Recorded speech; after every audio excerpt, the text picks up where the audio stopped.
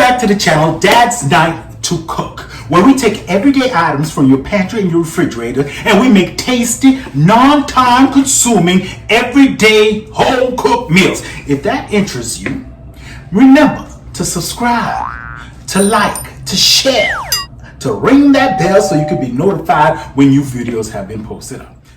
So we're going to get into a situation where your kids come home and they do everything. You have dinner, you done your night to cook at dinner, and about 9 o'clock before they lay in the bed, they tell you they have a bake sale, then you have to make something for the bake sale. What you gonna do? We're gonna take care of it. So we're gonna make something today called a brookie. Hoo-hoo! What is a brookie, you ask, Chef Manny? I'm gonna tell you. I first was introduced to brookie when a good friend of mine, PML, took me to Rhode Island and we ate at a cafe. And on the menu, they had the brookie. And it sounded so interesting to me. A brookie? What kind of devil concoction is this? So I tasted that thing and I was never the same again. So we're gonna do a very inexpensive, quick version of a brookie. Half a brownie, half a cookie, brookie. All right, so you know you have the brownie mix up in your pantry. Everybody, don't pretend. Go look, you have a brownie mix in your pantry. So you're gonna take your brownie mix and you're gonna follow the directions of your brownie mix, whatever it says. However, we're going to exchange anything that they ask for liquid, like as far as water, we're gonna substitute it for milk. And you know, when you're dealing with Chef Manny, we're gonna just zhuzh it up a little bit more. So I'm gonna add mini chocolate chips and some toffee bits. And if you really wanna get them going at that bake sale wondering who made these brookies, we're gonna put a teaspoon of almond extract up in that, gonna send everybody crazy, wondering what the heck is in those things that makes it taste so good. And you know, I always put a pinch of salt just to make my thing taste good. So let's get this going, y'all. So we're gonna put our brownie mix into our bowl. Now, you know I'm gonna add, and you know I always have my little plastic bag for my trash. So you know I always like to zhuzh things up a little bit. So at this point, before you put any of your liquids, you're gonna put your chocolate chip. I got a couple of mini chocolate chips up in there. So you put it up in there to the flour. And I got a half cup of little toffee bits. Put it in that little brownie mixture that you have. Now mix it up, because what we want is the chocolate chip and the toffee to be coated with the flour, so when you add your liquids and you put it in your pan, it doesn't sink to the bottom of your pan. You kind of want it to be even out into your batter. And you guys all know you have that cookie mix in the refrigerator. So if you have a brownie and cookie, you don't want to just make boring things like a plate of cookies, a plate of brownies. Put it together. Make them wonder what this new fangled thing is. A brookie. Alrighty? So we're going to put that to the side. We're not quite ready for our cookie mix. So you want to dust in your chocolate chips and toffee. Okay, like I said, this is going to be quick and easy. So now we're going to do is we're going to add our eggs to our batter. The order really doesn't matter, but you know, that's how I like to do things. And my brownie box calls for 2/3 of vegetable oil.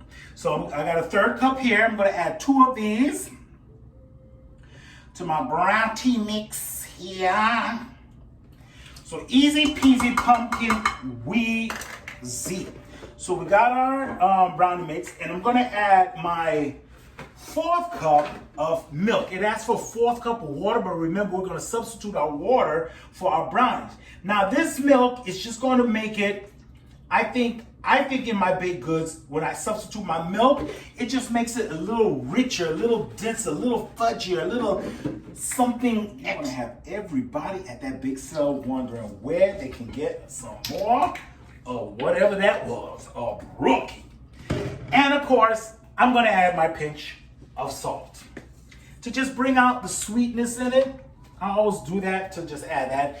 And then later on, what we're going to do is we're going to mix this all up, put it into our baking dish, And then we're gonna cook it at 350 for about 15 minutes. And then after we're done, we're gonna pull it out and I'm gonna show you what to do with all this chocolate chip goodness that you have in your refrigerator to make a Brookie.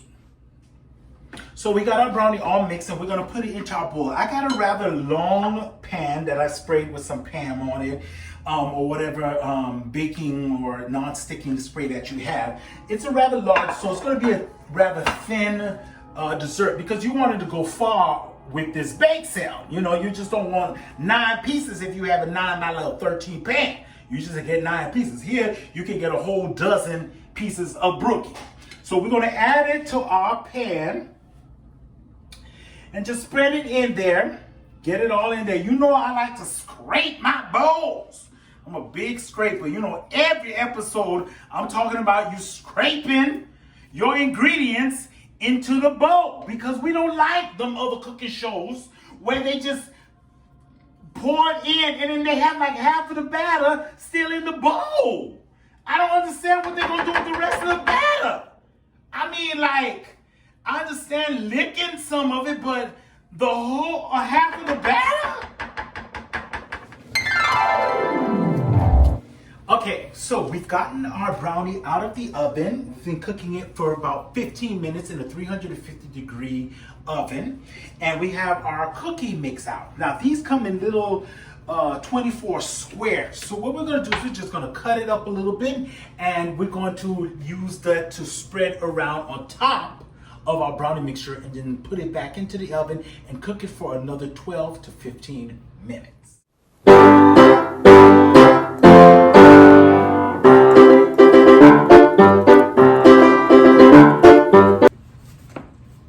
So what we've done is we've broken up our cookie dough and we put it all on top of our brownies. So there's a little bit of cookie dough chunks all over it. And we're gonna put it back into our 350-degree oven and bake it for another 12 to 15 minutes.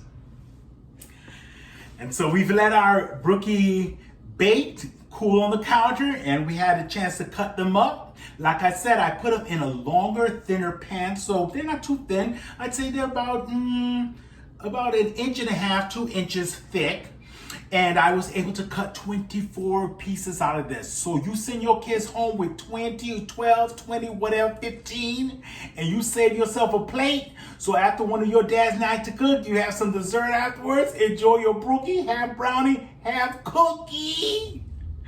Thanks for joining me on Dad's Night to Cook. And remember, if you're new to the channel, don't forget to comment, like, share, subscribe, and ring the notification bell so you know when new videos have been posted. Thanks for joining me on this episode of Dad's Night to Cook, Kicking It segment, The Brookie. Dad's night to cook. It is Dad's night to cook. From the pantry he'll take a look from a book to see what we'll dine on tonight. What you're gonna cook, Dad, what we're gonna eat. His recipe's great, it is a must. When he cooks, he makes believe and trust, and a wonderful meal on the table. Yummy for our tummy, it is Dad's night to cook.